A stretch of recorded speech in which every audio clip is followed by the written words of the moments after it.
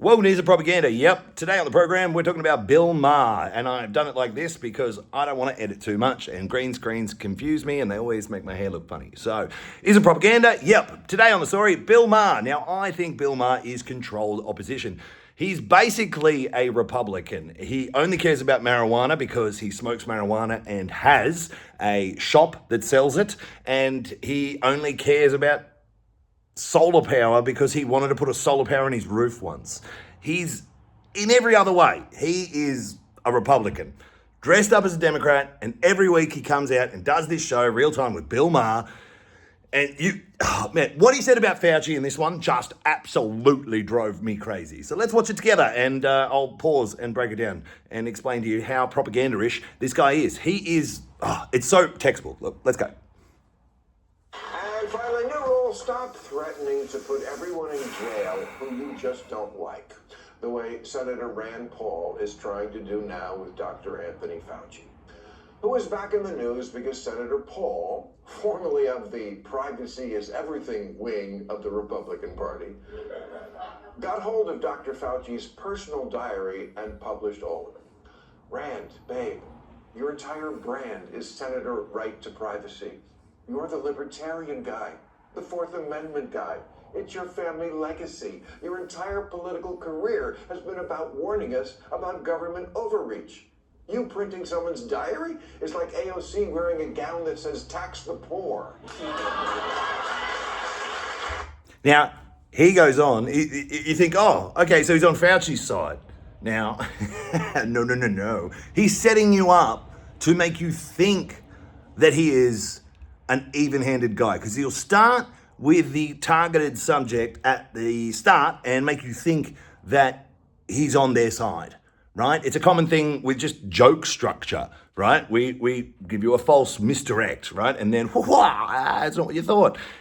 So that's what he's doing here, right? He goes on to read quotes from that diary and gossip like a little bitch. You'll see it. It's coming up.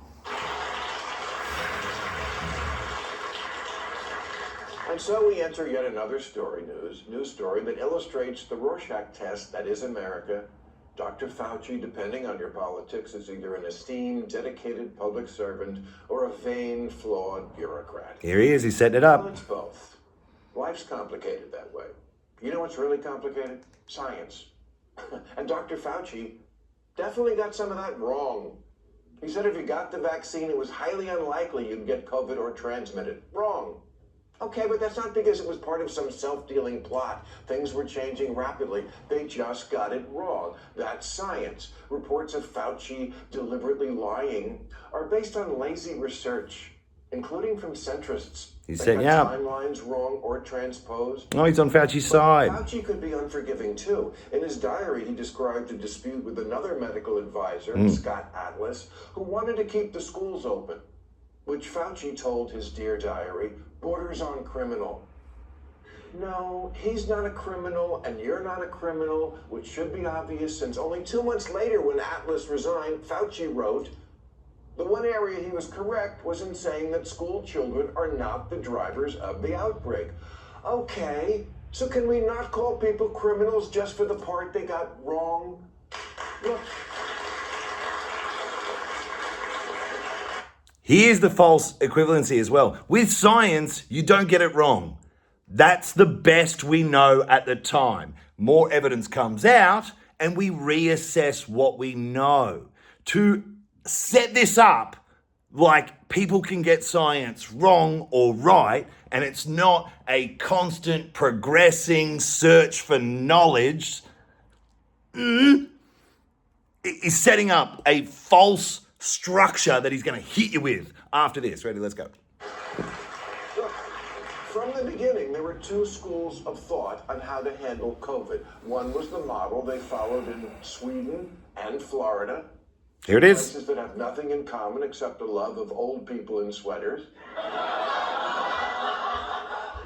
But both places thought it was smarter, and both did quite well, by laser focusing on protecting the vulnerable and letting life go on for everyone else. They thought it was a good idea to get out and go in the sun for vitamin D and fresh air. You know, crazy stuff. Not crazy stuff, okay? See there? His audience didn't even agree with him. He's that much of a controlled opposition. He's sticking to the script and not reading the room like most comedians would do. Right? Look how angry he is here. Oh my God. Like I was so obviously right and you guys didn't laugh. You didn't laugh at my obvious over-the-top statement proving how right I am. He's so upset right now. Look at this. Actually, him upset kind of gets me excited. Oh, yeah. Get upset, Bill. Yeah, everyone's onto you, you fucking fake piece of shit. Like, he is setting this up. Like, there was only 2 places that did this let 'em loose sort of vibe, right? Like, Italy wasn't a thing, right? Italy, at the start of the coronavirus, let it go wild. Their hospitals got overrun. There were dead bodies in the street. He's completely leaving that out. He's just focusing on Florida and Sweden and he's just that is cherry picking. He just picked 2 cherries. He didn't even pick a basket of cherries. He's just 2 cherries out of all the cherries. That is cherry picking. All right, let's get back into it. The other side, well, let's just say they erred on the side of caution. Really, really into erring on that side. I showed this picture last week. That's a Democratic Socialist meeting in Colorado last month. Now that's extreme, but it's the direction that half of the country tends toward. David Leonhardt studied this issue and wrote of Democrats during the pandemic. Organizing their lives around COVID is core to their identity as progressives. And that is the place where I have a problem with the hero worship of Anthony Fauci, because it seems fame is a drug with 100. No one was hero worshipping this guy. So basically, he's setting up that he was wrong, but then when he got the new information, he changed his mind, as a scientist would, right? But he's setting himself up that he can be wrong and he can be right. And he's setting Fauci up that he's wrong in wanting to be famous in any of the positive statements that he read in his diary. And he only has this information because he read Fauci's diary like a 12-year-old girl bully. Why are you a grown man reading another man's diary? But he's going to go on to quote it. All right, let's go. Addiction rate. Have you read some of the shit in Fauci's diary? No, but you had, Bill. I bet you had. I bet you got in your PJs. Right? Lit some scented candles with your girls. Say I am the most famous and talked about person in the country. The nurses went absolutely wild to see me. I am such a valued spokesperson and a good communicator. One person said that Tyra Banks was sexy, but I was even sexier than she was. Now, here's the thing, right? I'm not going to leave the camera on her because she's an innocent in this. None of that is Trump. That's all. He's just set us up that he's going to do some quotes from Fauci and do some quotes from Trump too, and he's trying to set them up as the same egomaniac. He's trying to compare apples and oranges. He's trying to compare apples with uranium. He's trying to compare apples with the color orange as a concept. He cherry-picked quotes out of Fauci's diary. Fauci didn't want anyone else to read this, but maybe his grandkids and him on a later date, right? And he's comparing it to the public statements of an egomaniac pedophile, right? And he's trying to make a false equivalency here. This guy works for Trump. It's all propaganda. It's not even a comedian. Has comedian writers that try to spin his bullshit, his controlled opposition bullshit, to make some Democrats think that they're moderate and they should stick with his thoughts, when really they're all just Republican thoughts said out of a Democratic mouth, right? And we all know Republican thoughts are just billionaire thoughts said out of Republicans' mouths. All right, so he's taken these quotes of out of context and of Fauci just having a good day amongst, he was dealing with the fucking pandemic at the time, right? And everyone hates him, everyone's saying this and that at him every day, and he has these moments throughout the day where he goes on media and they treat him nicely, and he writes that in his diary. And suddenly he's an egomaniac for that. He didn't publish the diary. He didn't want anyone to read it. It was leaked. So he didn't want any of these quotes to be public. This guy wants every fucking thought in his brain to be public. You cannot compare these guys when you're talking about ego. Paul Fauci, writing to himself. Yeah. 80. Yeah. Maybe for his grandkids. Why? Maybe for his Read son. it back when he's 100 and remember Yes. what a hot piece of ass he was at 80? Yes. Yes, 20 years later, he might want to read it back. He might want someone to read it back on his deathbed. When someone said he was sexier than Tyra Banks, if someone said he was...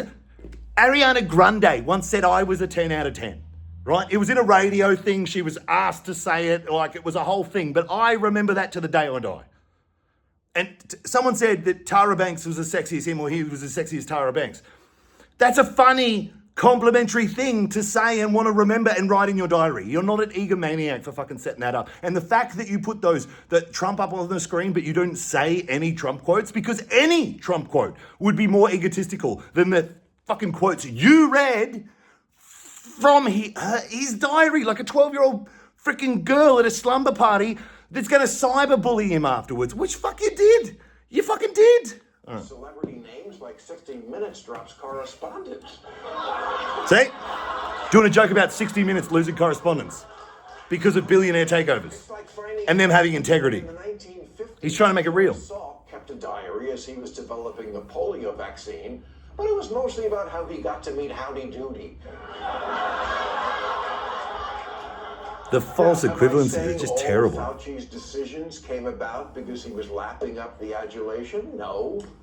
But you have to try awfully hard not to notice how much Fauci is energized by being embraced by one particular cultural tribe.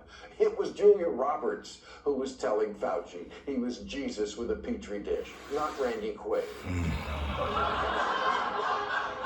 And that side likes to think of themselves as the purely science people, even though keeping kids out of school that long and traumatizing 2-year-olds with masks wasn't good science. Fauci supported some strange policies for such an esteemed epidemiologist. Natural immunity doesn't count now? Meaning, even if you've had the disease, you still had to get the shot? That sounds more like what Pfizer and Fauci's celebrity friends wanted to hear. He let this shit go to his head. Turns out the really dangerous intimate contact wasn't shaking hands, it was kissing ass.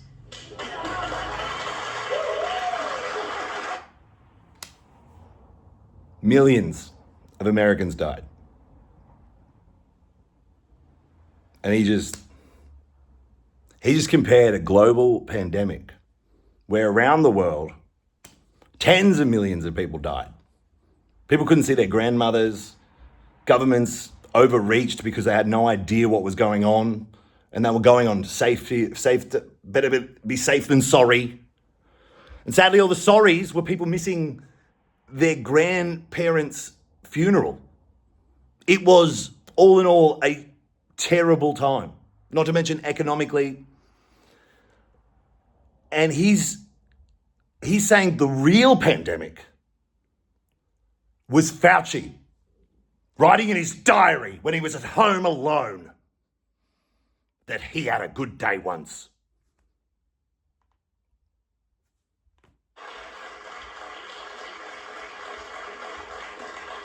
And yet, he is very, very far away from being a criminal. Please, he's not Dr. Mengele because your kid had to take algebra on Zoom. He put in a lot of service for the country, but at the end of the day, he was somewhat seduced. I mean, ask yourself, what happens every time in high school the nerdy kid gets invited to the cool kids table? Okay, that's never happened, but if it did... Fauci has a pardon. There's nothing they can do to him criminally. This is just a war of words in the public. That's all it is. He knows that's all it is. Saying that Fauci shouldn't go to prison is the biggest nothing statement. Sky is blue, water is wet. It's that kind of statement. Saying he shouldn't be in prison is freaking obvious. 99% of Republicans think that he shouldn't be in prison. He was doing the best he could with the information he had at the time under the president, Trump, that was just making his job harder and harder every single day, which is something he didn't mention. Fauci was under Trump. So, like, anyway. Look, when someone strokes your ego, it affects your opinions. And it's all too easy to go from everyone says I'm amazing to only idiots disagree with me. Hollywood co-opted Fauci, and Fauci told the country what Hollywood wanted to hear. If you go outside, you'll die. So send your assistant. There's a point in here where he says that, I think it's here. I might have talked over it. That is Trump. That's all Fauci. Yeah, right? Writing to himself. That's what he says. Why? So we can read it back when he's 100 and remember what a hot piece of ass he was at 80? Now, this is what he says after this, right? Talk about main character syndrome. Bill, you are saying Fauci has main character syndrome because of things he wrote in his private diary that he never intended to publish that got leaked by his enemies. You're saying he has main character syndrome on a show called Bill Maher, Real Time with Bill Maher, in a 7-minute segment at the end where you speak directly to camera, voicing your opinion, which is obviously not yours. It's bought and paid for, clearly, but you are telling Fauci that he has main character syndrome because of a diary he wrote years ago that got leaked. Wow, Bill. Wow. You say you write jokes. Looks like you are the joke, buddy. You are the joke. Fucking loser.